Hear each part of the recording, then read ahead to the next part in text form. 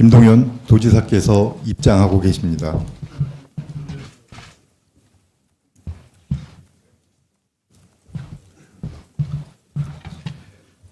지금부터 화성 화재 사고 지원 대책 관련 김동연 경기도지사 기자회견을 시작하겠습니다.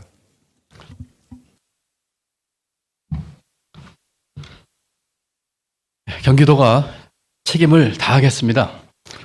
브리핑에 앞서서 이번 화성 화재 사고 희생자와 유가족 분들께 우리 1,400만 경기도민의 마음을 모아서 다시 한번 깊은 위로의 말씀을 전합니다.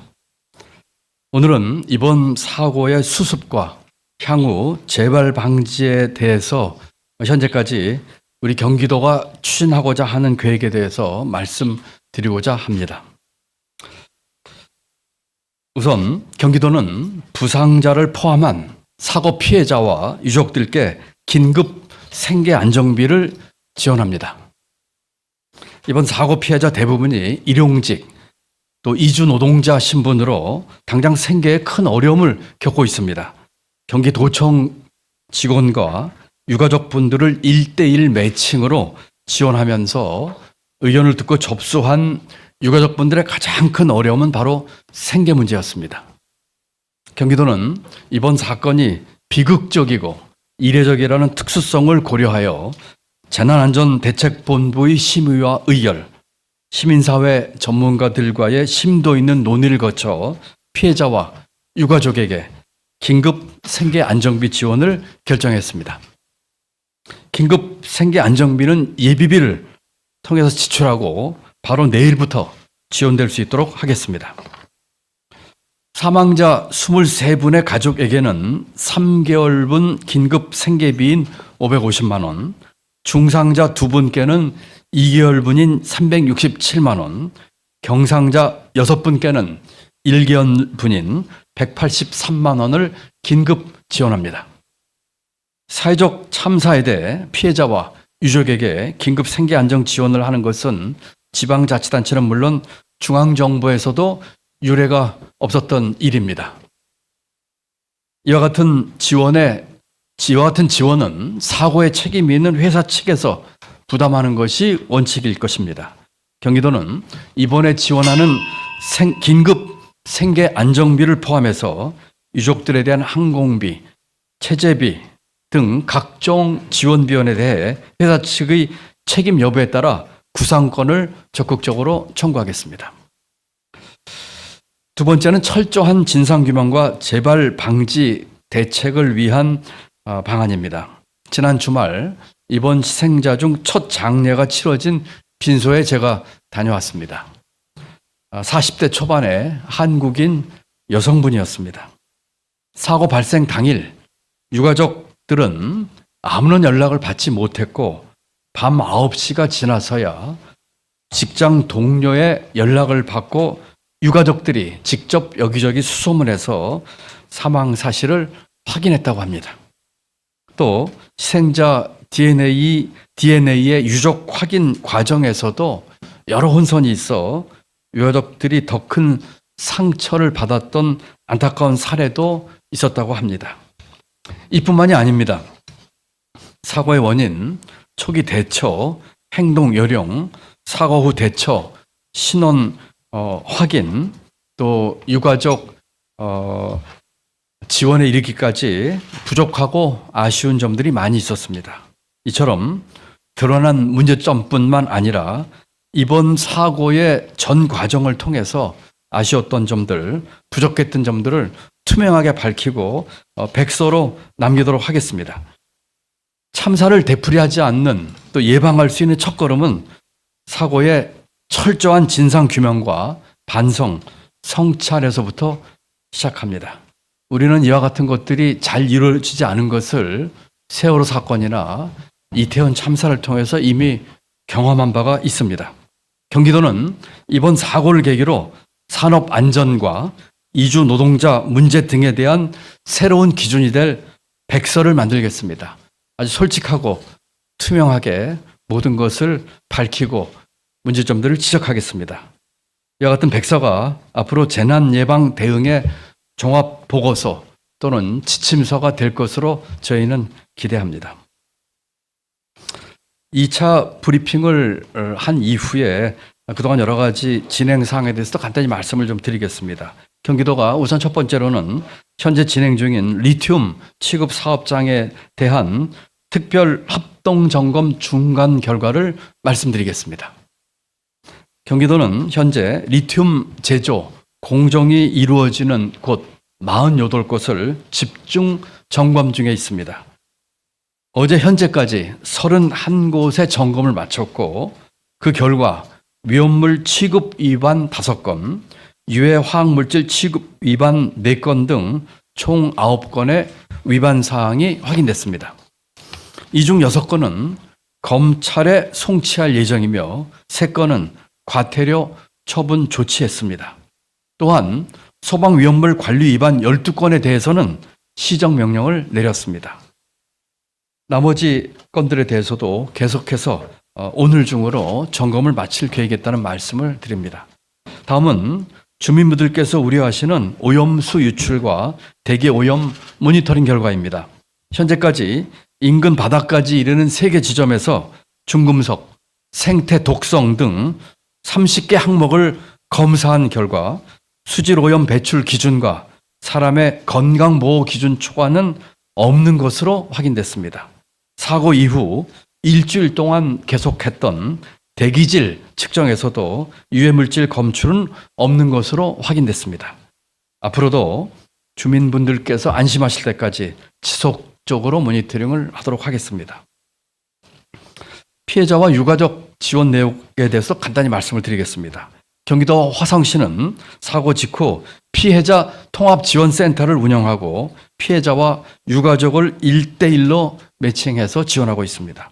현재까지 유가족 437분께 숙박시설 227실을 제공했습니다. 이것은 누적 기념입니다. 또 산재보험 신청 6건, 법률 상담 21건 등을 포함해서 피해자와 유가족의 요청사항 120건에 대한 지원도 완료했습니다. 처참했던 사고의 트라우마로 생존자, 또 유가족, 소방대원들에 대한 심리 치료를 계속 지원하고 있습니다. 이번 사고와 관련해서 지금까지 부상자와 회사 직원 등 피해자 55건, 유가족 38건, 지역 주민 2건 등 총 96건의 상담을 진행했습니다. 앞으로도 지속적으로 트라우마 또 이와 같은 상담 지원 등 사후 관리를 철저하겠다는 말씀을 드립니다. 이번 사고는 일어나서는 안 될 사고였습니다. 앞으로도 경기도는 사고의 원인 규명과 사고 수습에 최선을 다하겠습니다. 적극적으로 진상 규명을 통해 새롭게 파악된 문제점과 사고 예방과 대응에 미흡했던 것까지 모두 투명하게 밝히겠습니다. 이것이야말로 사고 재발을 막고 신속하고 효율적으로 대처할 수 있는 가장 빠른 길입니다. 또 1,400만 도민과 희생자, 유가족들께 가장 바라는 길입니다. 2가지에 집중하겠습니다. 첫 번째는 이번 사고의 수습에 최선을 다하겠습니다. 두 번째는 이제까지 사고 예방, 발생, 처리, 또 유가족 또 지원 등을 포함한 전 과정에 걸쳐서 부족했던 점이나 문제점, 미흡한 점들 전부 찾아내서 백서로 만들어서 이와 같은 사고의 미연의 예방과 대처에 교본으로 삼겠다 하는 각오를 말씀드립니다. 또 이와 동시에 이번 과정을 통해서 드러나는 여러 제도의 허점과 운영에 문제가 있습니다. 입법 미비도 있었고 중앙정부의 규제에서도 여러 가지 미흡한 점이 드러났습니다. 이와 같은 제도의 허점과 운영상의 문제는 촘촘하게 찾아내서 중앙정부에는 제도 개선, 국회에는 입법 요청을 통해서 여러 가지 구조적인 문제에 대한 해결책도 경기도가 적극적으로 나서겠다는 말씀을 드립니다. 다시는 이러한 참사가 발생하지 않는 안전한 경기도를 만들도록 하겠고 어쩔 수 없이 만에 하나 이와 같은 사태가 생기더라도 그 과정에서 가장 빨리 또 가장 효율적으로 대처할 수 있도록 경기도가 최선을 다하겠다는 말씀을 드립니다. 감사합니다. 이어 질의응답 시간을 갖겠습니다. 시간 관계상 두세 개 질문만 진행하는 점을 양해해 주시기 바랍니다. 질문하실 기자분께서는 우리 질문하시기 전에 소속과 성함을 말씀해 주시기 바랍니다. 우리 질의응답은 실국장들이 좀 하기로 돼 있는 거 아닌가요? 제가 꼭 답변을 원하는 게 있으면 한두 개 하고 우리 실국장들이 좀 맡기도록 할까요? 예. 네, 뉴스원의 최대호 기자라고 하는데요. 그 화재 사고 재발 방지를 위한 제도 개선으로 금속 화재 관련해서 소화기 인증 기준 마련을 말씀하셨는데 좀 시간이 소요될 것 같은데 현장에서 바로 적용 가능한 구체적인 또 다른 뭐 제도 개선 방안이 더 있을까? 네네. 그 조금 구체적이고 그런 문제는 저희 실국장이 그 답변을 바로 드리도록 그렇게 하겠습니다. 제가 오늘 발표하는 내용은 크게 이제까지 저희가 그 피해자 지원이라든지 또는 리튬 공장 전수 조사에 대한 중간 보고 그리고 아직까지 이제 사고의 원인과 이런 것들에 대한 수사 결과가 안 나왔기 때문에 현재까지로 저희가 갖고 있는 두 가지 계획에 대해서 말씀을 드렸습니다. 첫 번째는 그 사고 수습에 최선을 다하겠다. 우선은 지금 피해자분들이 생계에 거의 뭐 일용직 근로자들 가족이 많으시기 때문에 저희가 유례 없이 이런 이례적인 참사를 맞이해서 예비비를 통해서 긴급 생계 안정비를 지원하겠다고 하는 등 사고 수습 관련된 얘기고요. 두 번째는 이번 과정에서 제가 현장도 여러 번 가보고 유가족들도 만나보고 또 장례식당도 가서 느꼈는데 많은 점에서 우리가 이와 같은 사고를 맞이해서 개선할 점이 많다는 걸 느꼈습니다. 그래서 이번에 경기도에서는 화성 화재 사건의 사고 발생 원인부터 시작해서 그 현장에서의 그 교육 문제나 또는 피해자들이 제대로 탈출하지 못한 이유 또 유가족들 대응에 있어서 저희가 나름대로 최선을 다했습니다만 또 나름대로 좀 아쉬웠던 점들을 전부 기록으로 남겨서 첫째로는 사고의 예방, 둘째로는 이런 불행한 일이 생겼을 적에 가장 잘 대처할 수 있는 그런 교본을 만들어 보겠습니다. 1년 8, 9개월 전에 이태원 참사 났을 적에 아직도 그 정확한 진상 규명과 책임 소재 또 대처에 있어서의 미흡했던 점에 대해서 제대로 지금 규명되고 있지 않습니다. 이번에 화성 화재 사건은 아주 투명하게 모든 과정에 있어서 있었던 일들, 문제점들 그리고 고쳐야 할 점들을 만드는 좋은 계기로 삼겠습니다. 할까요? 예. 한 번만 더 하고, 예. 한 번만 더 하고, 그러면 우리 실국장들이 하도록 할까요? 예. 예, 그렇게 하겠습니다. 기울보 기자님. 네, 기울보 김기훈 기자입니다. 어디 계시죠? 네, 기울보 네. 예, 예. 네, 그 노동자 노동 환경 개선 뭐 이런 걸 말씀을 해주셨는데 그 최근에 경기도가 이제 신설을 앞두고 있는 것 중에 하나가 이민사회국이 있습니다. 그 뭐 이주 노동자 관련해서 말씀 많이 해주셨는데 이민사회국이 구체적으로 좀 어떤 역할을 하게 될까요? 또 좀 구체적으로 생각해 놓으신 뭐 이주 노동자의 뭐 대책과 관련한 업무 같은 게 좀 따로 있으신지 네. 보관을 좀 말씀해 주시기 바랍니다. 예, 고맙습니다.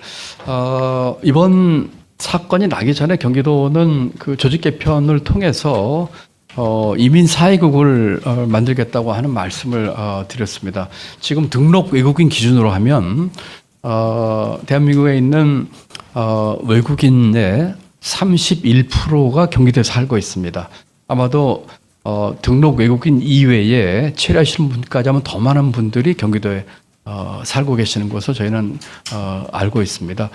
이와 같이 경기도가 그 외국인 또는 이주 노동자 또는 다문화 가정이 가장 많은 도로서 그 이민 사회국을 통해서 제대로 된 정책을 하겠다는 게 첫 번째 이유고요. 두 번째는 우리 다문화 가정을 포함해서 우리 그 한국에 계신 분들, 특히 다문화 가족들 또 거기 있는 자제분들이 앞으로 대한민국 경제에 대단한 경쟁력이 될 것으로 저는 믿고 있습니다.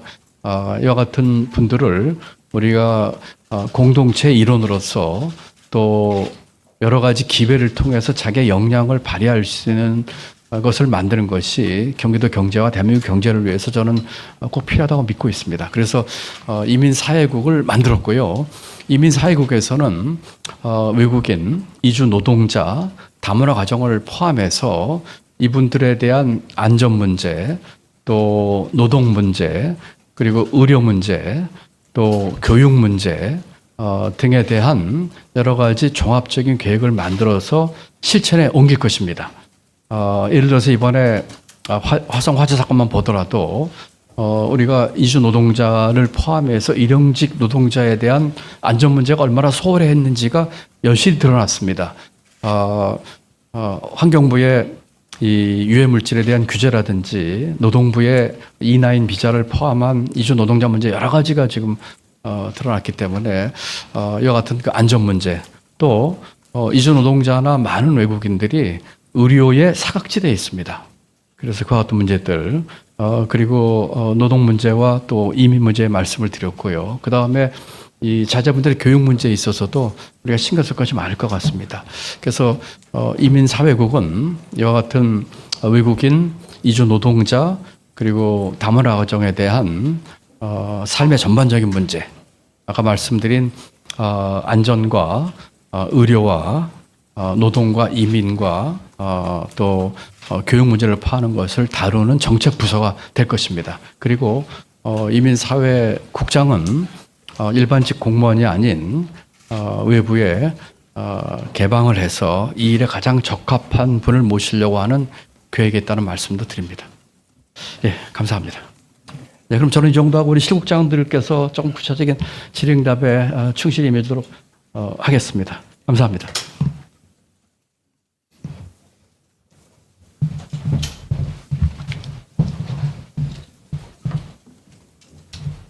자, 일정상 마지막 질문 한 개를 더 받도록 하겠습니다. 질문 있으신 기자님, 예, CBS 기자님. 네, CBS 박창주 기자인데요. 이게 유사한 사례들이 발생했을 때에는 예산 부담이 따를 수 있는 정책 아닌가 싶기도 해서 이 부분에 대해서 좀 세부적인 기준이 있는지 그 말씀을 좀 부탁드리겠습니다.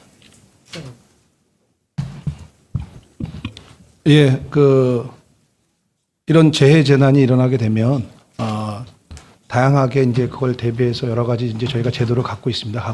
갖고 있는데 그래서 지금 기타 이제 재난 복구와 관련해서는 또 이제 재난 관리 기금 이런 것들을 하고 있고요. 오늘 말씀드린 긴급 생계 안정비와 관련해서는 저희가 아까 말씀드렸듯이 피해자분들의 대부분이 일용직이시고 또 이주자분이 이래서 굉장히 지금 생계가 피해자분들이 어려운 상황이랍니다. 그 상황 속에서 저희가 예측하기 어려운 사건으로 그냥 시급히 추경 편성까지 기다릴 수 없는 상황이었기 때문에 저희가 예비비로 해서 긴급 생계 안전비를 이번에 지원하게 됐다는 말씀을 드립니다. 사실 아까 제가 마지막 질문이라고 말씀드렸는데 저 시국장님들께서 조금 더 부연 설명이 가능하니까 질문 한 두 개 정도만 더 받도록 하겠습니다. 아까 계속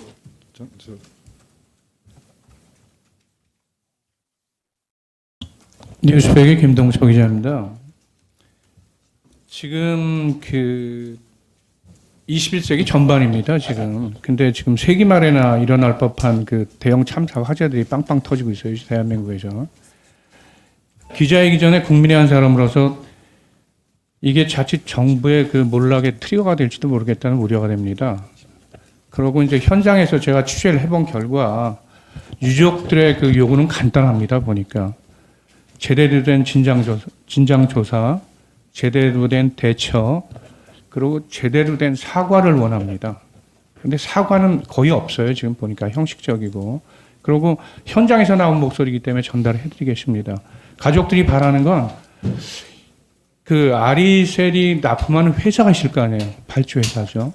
예, 거기에 대한 프로세스나 책임관계.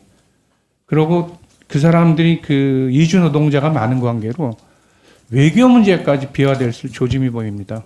그런 걸 경기도에서 어떻게 대처를 해야 되는데 이건 지사님한테 제가 질문을 하려고 그랬었는데 이제 가셨지만 경기도가 현재 이 화재에 대해서 가장 방점을 두는 부분이 어떤 부분입니까? 생계, 경제 그 어떤 그 생계 문제에 그 치중한다면 그거랑 곁들여서 경기도가 가장 중요하게 생각하는 점을 좀 말씀해 주십시오.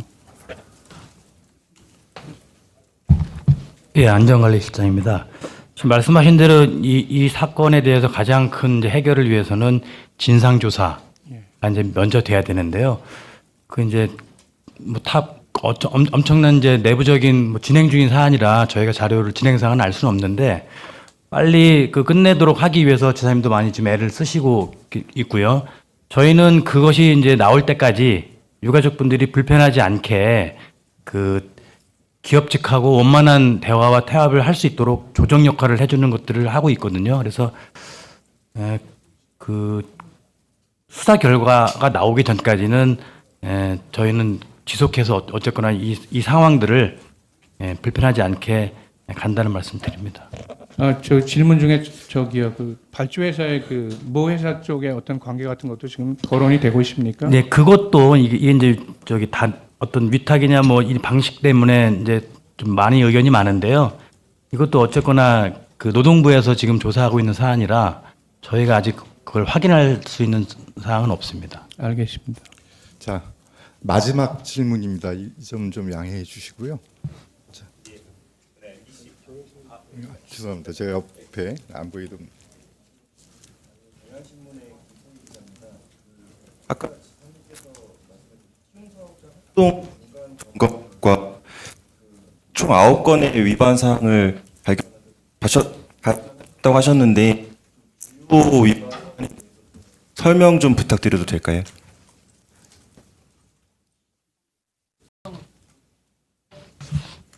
네, 소방태남 본부장 조수로입니다. 지금 점검이 합동 점검입니다. 그래서 큰 두 가지는 그 환경적인 측면에서 유해 화학 물질 관리와 관련된 위반 사항, 그다음에 소방 측면에서 위험물 취급과 관련된 위반 사항인데 주로 소방과 관련해서 위험물 취급과 관련해서는 허가량 이상의 그 위험물을 보관하고 있다든지 하는 게 또 아니면 그 보관 장소에 조금 미흡한 점 이런 것이 발견이 됐습니다. 요 사항은 전부 다 그 검찰에 그 입건을 해서 수사를 또 할 계획이고요. 행정적인 부분은 과태료를 부과할 계획입니다. 예, 그리고 유해 화학 물질 관련입니다. 유해 화학 물질 관련 위반은 4건이 있었고요. 그 유해 화학 물질을 원래 각각 분리해야 되는데 혼합해서 보관하고 있던 사례, 그 다음에 유해 화학 물질이 있으면 보관 장소에 유해 화학 물질을 명시해야 되는데 이제 거기에 되지 않은 사례, 그리고 또 비상 또 샤워 시설이 있어야 되거든요. 화학 물질에 이제 노출이 됐을 경우, 근데 그것이 작동하지 않는 사례여 가지고 4가지 정도의 위반 사례가 발견되었습니다. 미작동. 예.